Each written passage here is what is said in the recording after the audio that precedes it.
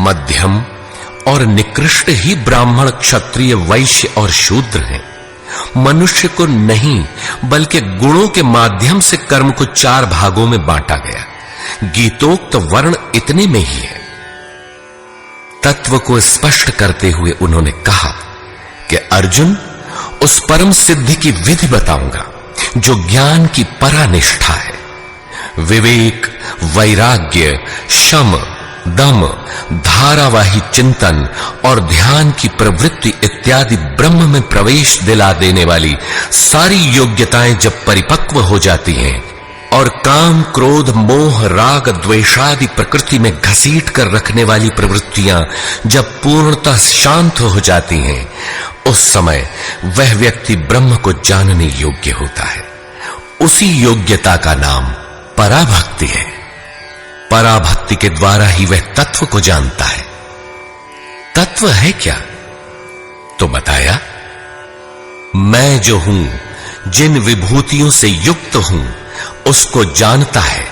अर्थात परमात्मा जो है अव्यक्त, शाश्वत, अपरिवर्तनशील, जिन अलौकिक गुण धर्मों वाला है, उसे जानता है और जानकर वह तत्क्षण मुझ में स्थित हो जाता है।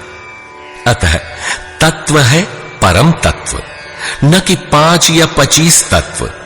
प्राप्ति के साथ आत्मा उसी स्वरूप में स्थित हो जाता है, उन्हीं गुण धर्मों से युक्त हो जाता है। ईश्वर का निवास बताते हुए योगीश्वर श्री कृष्ण ने कहा, अर्जुन, वह ईश्वर संपूर्ण भूतों के हृदय देश में निवास करता है, किंतु माया रूपी यंत्र में आरूढ़ होकर लोग भटक रहे हैं, इसलिए नहीं जानते। अतः अर्जुन, तू हृदय में स्थित उस ईश्वर की शरण जा। इससे भी गोपनीय एक रहस्य और है कि संपूर्ण धर्मों की चिंता छोड़कर तू मेरी शरण में आ, तू मुझे प्राप्त होगा। यह रहस्य अनाधिकारी से नहीं कहना चाहिए, जो भक्त नहीं है उससे नहीं कहना चाहिए, लेकिन जो भक्त है उससे अवश्य कहना चाहिए। उससे दुराव रखें तो उसका कल्याण कैसे होगा? अंत में योगेश्वर श्री कृष्ण ने पूछा, अर्जुन, मैंने जो कुछ कहा उसे तूने भली प्रकार सुना, समझा? तुम्हारा मोह नष्ट हुआ कि नहीं? अर्जुन ने कहा, भगवान, मेरा मोह नष्ट हो गया है। मैं अपनी स्मृति को प्राप्त हो गया हूं। आप जो कुछ कहते हैं वही सत्य है और अब मैं वही करूंगा।